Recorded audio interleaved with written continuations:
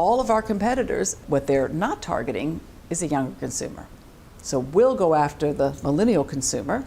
Welcome to MsMojo, and today we're counting down our picks for the 10 times a company rebranding either worked a charm or turned into nothing but a waste of money. Over half of those polled by Ad Age magazine feel big companies should get public input before changing logos or packaging or products at all. Number 5, Abercrombie Fitch, saved. And I would walk past Abercrombie like, what is so special about this store? It is so thin and white. This clothing brand was founded in 1892 and has since been through a variety of unique phases. Initially, it sold mainly outdoor apparel, but in the 80s and 90s, CEO Mike Jeffries changed their target audience. They began tailoring to the elite, but used some controversial methods to do so, causing a ton of backlash. And I read this quote. It says, in every school, there are the cool kids, and then there are the not so cool kids. Candidly, we go after the cool kids. We go after the attractive all-American kid with a lot of friends. Are we exclusionary? Absolutely. Eventually, Jeffries resigned in 2014, and a few years later, they underwent a major rebrand. In 2016, it was considered America's worst retailer. Now they've become adored again, after targeting people from all walks of life. It proved to be a lucrative decision, with the company shares climbing high during the 2020s. Abercrombie also revamped its supply chain and stopped relying on promotions to drive sales. It's now seeing its highest profits in more than a decade, and beating rivals like Urban Outfitters, Gap, and American Eagle. Number 5, Netflix, confused. This video streaming service is so successful, it's strange to think that it could have ever failed. Well, back in its early days, its main priority was DVD by mail rental. A few months ago, when we looked forward at our business, we realized over time, DVD and streaming were becoming more and more different, and that we could do a better job for both services if we separated them. In 2011, they opted to split rental and streaming into 2 separate units. Netflix did the streaming, while Quickster did the rentals. Rather than paying $10 for the whole package, customers had to pay $7.99 for each service. Netflix lost half of its value in only 2 months after the change. We raised our rates from $10 a month to $16 a month. But that's not all. We knew you loved Netflix because it was an easy-to-use website for all your movie needs. To make it better, we split it into 2 separate, slightly more confusing sites. They lost roughly 800,000 US subscribers, leaving them with no decision but to keep failing or undo their change. Needless to say, they picked the latter. And as we all know, it was the better business decision. Netflix spokesman says the company underestimated the appeal of a single website and single service, and it's scrapping the Quickster deal. Netflix CEO Reed Hastings says there is a difference between moving quickly and moving too fast, which is what we did in this case. Number 4, Petco, saved. This pet supplies retailer began in 1965, and in the decades since, it's become one of America's largest pet stores. As your trusted partner in pet health and wellness, we understand that maintaining supplies for your entire family includes your pets.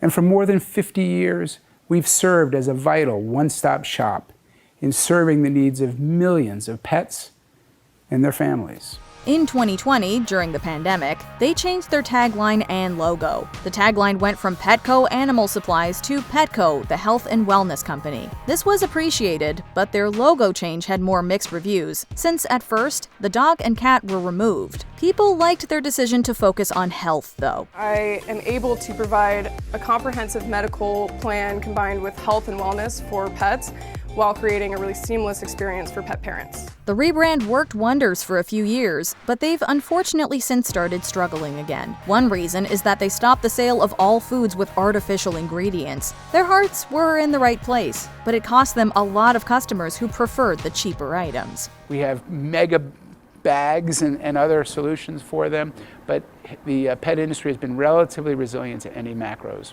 Number 4, Royal Mail, confused. I'm so sorry. I didn't mean it. I mean, I meant it, but I was so stupid that I didn't mean what I meant. If you live in Britain, you're certainly familiar with the Royal Mail. They're the UK's primary postal service and have been for decades. Their dominance was challenged in 2001 after historically poor business decisions. It became Consignia. They decided they'd rather be named Consignia to reflect to customers that they do things other than deliver post. It's estimated that it cost them about $2 million in total. After roughly a year of people detesting the new name, they caved and returned to their roots. This took them about another $1 million, making it one of the most expensive blunders in postal history. Imagine, if you will, the stupidest person you ever met. Are you doing that? Yes, sir, I have him in my mind. Right, and now double it. And that is the, what can I say, the git that I am living with. Number 3, Dunkin' Donuts, saved. Time to make the donut. It isn't easy owning a Dunkin' Donuts. This coffee and donut store chain was founded in 1950. For decades, they were known for their donuts, but people slowly became more interested in the coffee. The public also began shortening their name, simply calling it Dunkin'. So they decided to ditch the donuts and double down on their coffee. It's been called Dunkin' Donuts for 68 years, but in January there are some big changes coming for the popular coffee chain, and that includes a new name. They rebranded in 2019 to simply Dunkin', creating a simple logo that was even easier to recognize. It has since proven to have been a wonderful business decision. It helped attract a younger audience, plus it made them a major player in the more competitive beverage industry. Thank you. You see me? Number 3, Radio Shack, confused. The 80s called. They want their store back. Over a century since it was founded in 1921, electronics retailer Radio Shack has been almost completely forgotten. A lot of its failures are attributed to its disastrous 2009 rebrand. They decided to rename themselves to simply The Shack. Are you gonna call it that? Probably not. No. Radio Shack should be called Radio Shack. A new logo was also created, but it confusingly said Radio Shack, The Shack. This did immense harm to the business. A downward spiral began, leading them to file for Chapter 11 bankruptcy in 2015. It was purchased by General Wireless, which filed for bankruptcy itself in 2017. Radio Shack still exists, but it's primarily online with few physical stores remaining. If you must know, Paradise had the last Radio Shack in the state, and it had a big going out of business sale. Not the Shack! Who's gonna service my Tandy voice sampling keyboard? Number 2, Lego, saved. Our next entry didn't rebrand the same way as the others on our list. Instead of simply changing their logo or name, they overhauled their entire business over the course of a few years. I call this Emmett's plan to get inside the tower, put the piece of resistance on the Craggle, and save the world. It's hard to believe now, but around the turn of the century, Lego was declining in popularity. Jürgen Dignuelstorp is the primary figure attributed to saving Lego. He became CEO in 2004 while they were on the verge of bankruptcy. For me, a major paradigm shift is the core business is what is the most exciting and what we need to continue to reinvent every year and make sure we build our business on in the future. Almost all unprofitable ventures were canceled, and they began solely focusing on their core products. Now, Lego is widely successful, leading some people to jokingly claim Lego maintains its value better than actual money. They are really a striking example of basically a single product company that has grown dramatically in many different directions while still staying focused on that single product, generally without acquisitions. Number 2, Meta, confused. Mark Zuckerberg is famous for founding the social media platform Facebook, alongside its respective company, Facebook Inc. It kept this name until 2021, when it decided to rename itself to Meta Platforms Inc. This was to reflect their new business focus, the metaverse. The next platform and medium will be even more immersive, an embodied internet where you're in the experience, not just looking at it. And we call this the metaverse. For those unaware, this is an online 3D virtual hangout world. Most people consider the platform to be a massive failure. Meta pitched the metaverse as a place to both work and play.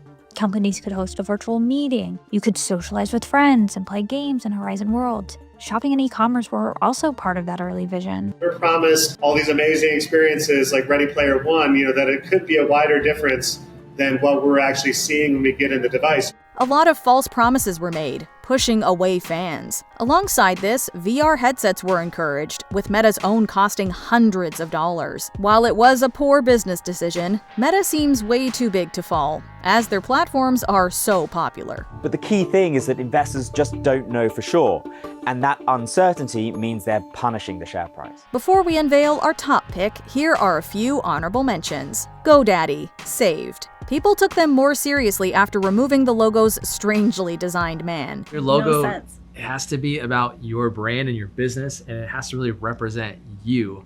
So that's why it's super important to be intentional with what your logo is, because at the end of the day, that's what people remember. MailChimp, saved. A mascot redesign proved incredibly successful. Get less with your marketing. Sell more with your MailChimp. Capital One, confused. This bank's new logo looks like a design pulled from Star Trek, but not in a good way. It was logical to cultivate multiple options. Logical, but unnecessary. Gap, confused. $100 million was spent on this rebrand, which lasted only 6 days. It turns out the graphic arts community on the web is a tough, vocal crowd. One of them posted their own graphic opinion of the Gap logo. Others said of the new design, a child using a clip art gallery would have done a better job. Before we continue, be sure to subscribe to our channel and ring the bell to get notified about our latest videos. You have the option to be notified for occasional videos or all of them. If you're on your phone, make sure you go into your settings and switch on notifications. Number 1, Burberry, saved. We're the underdog. We weren't performing, we weren't hugely profitable. So what do we have that they don't? What can we exploit that they can't possibly compete with us on? In the present day, Burberry is a luxury fashion brand. During the 2000s, they were the complete opposite. In the UK, they were overwhelmingly associated with football hooligan culture. This was because their clothes were relatively cheap. Plus, there were tons of affordable fakes available. Eventually, along came Christopher Bailey, who became their creative director. Of course, we've got all the fashion and all the events, and we've got, the clothes and the bags and the eyewear, but many, many different experiences. Bailey put his heart and soul into changing the brand identity. This included hiring star Emma Watson to model for them. Bailey's efforts were so adored that when he announced he was stepping down in 2018, the company's shares dropped by 2%. Everything is changing, and our industry is not immune to that change, and our customers are not immune to those changes. Number 1, X, confused. The most scandalous rebrand of a social media platform is easily Twitter's. The website was known as Twitter from 2006 until 2023, when billionaire Elon Musk bought it for $44 billion. We got a little bit of a teaser last year. He tweeted about X becoming the everything app, more than just social media. And then over this weekend, we see a series of tweets from him basically debuting the new logo, the new platform, and we have more detail, actually. It's been contentious for many reasons, with one main one being the terrible name change. Instead of retaining its old and catchy name, he renamed it X. Full rebranding. The company formerly known as Twitter, now X, is eventually expanding into audio, video, and banking. The giant X was projected onto the San Francisco headquarters last night. It's not the first time he's used the letter in a name. He's obsessed with it. This can be seen in his companies SpaceX, X.com, XAI, and even his child. But it's a mystery why he's so fond of it. Despite his efforts, people are still calling it Twitter, and will probably continue to do so indefinitely. He certainly does not seem to value his core users, and I think that it would be hard to see this as anything but another example of extraordinary arrogance wrapped in a bit of marketing, more than a bit of marketing ignorance. Do you have a favorite company rebranding of all time? And did it prove successful? Let us know in the comments below.